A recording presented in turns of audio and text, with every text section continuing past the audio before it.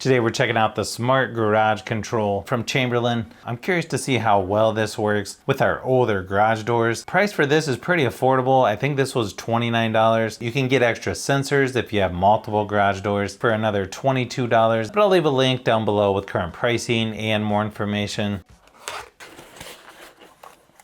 Apparently you get free in-garage delivery from Amazon. Warning sticker, probably not a bad idea to use that.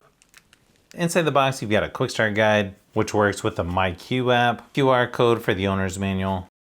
The inside is just in different languages. As you can see, there's not really a lot to this. You've got your sensor, you've got the hub itself, which has 3 little buttons, some indicator lights. You can see it comes with a round plastic mount. Just kind of rotates right here on the back.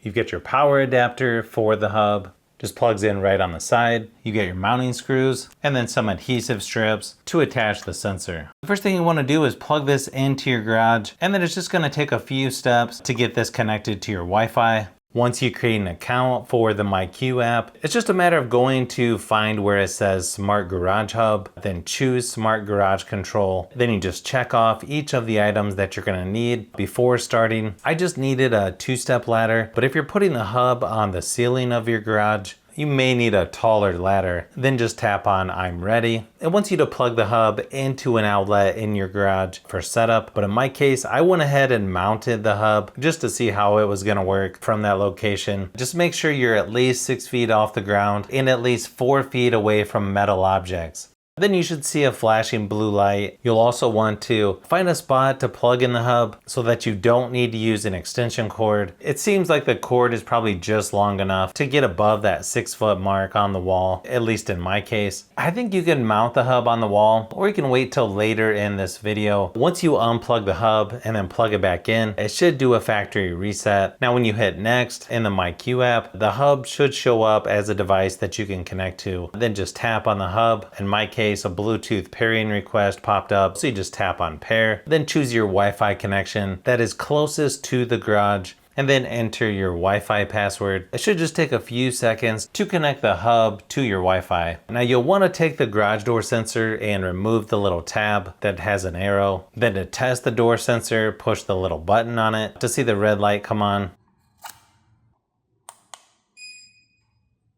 Hit next in the MyQ app to pair the sensor to the hub by pressing the little button on the sensor again. This should just take a few seconds to pair with the hub, then hit next. You'll also want to think about which corner on the garage door that you want the sensor to be mounted to. They suggest either in the top left or top right hand side. I mounted mine on the left hand side since that's the side of the garage where the hub is, but it should work from either side really. You may want to take a photo of the small text on the back of the sensor, because now you'll want to attach the 3M adhesive strips there on the back of the sensor, which will probably cover up part of the information that's on the back. Just make sure that it says top facing up on the sensor when you're mounting it to the garage door. You'll also want to clean a spot on the garage door where the sensor is going, then just press firmly on the sensor for about 30 to 60 seconds to make sure the adhesive strips are sticking to the garage door pretty good. Now, in order to pair the hub to the garage door opener, you'll want to select which brand of garage door opener you have within the MyQ app. Once you find where the Learn button is, which is typically on the back of the garage door opener, then just choose that color on the next step. You should be able to press the button once to get it into the Learn position, but don't hold down too long because it will reset all of the codes that you have for your garage door. Then you'll have to set up all of your garage door openers again, then hit next in the app. You should see the hub trying to pair with the garage door opener. In my case, the garage door opener light underneath flashed once it was paired. If it doesn't pair the first time, I would try to hit the Learn button once again and then hit next to try to pair it again. There could be a chance the sensor is not seeing the hub, may need to be relocated. You should see that the garage door opener paired to the hub like this in the app.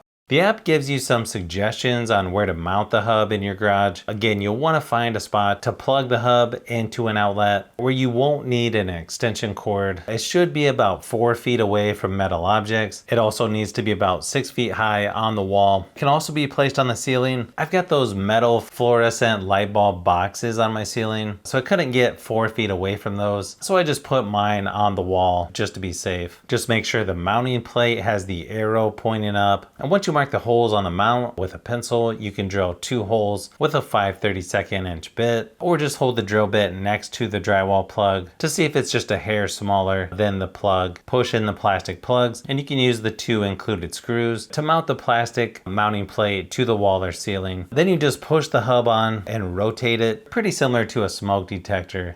You can now go into the MyQ app and try out the garage door opener just to test it out to make sure things are working right. You can also rename the opener within the app as well. You can also add another garage door sensor and call that one Bay 2 or another name just so you don't get them mixed up. Nice thing is the app will send you a notification each time the garage door is open and closed. It's also going to show you when the last time the garage door was opened or closed. Only one downside to this opener, it does have a loud beeping that it does constantly when closing the garage door, so kind of a downside, but then again, probably better safe than sorry.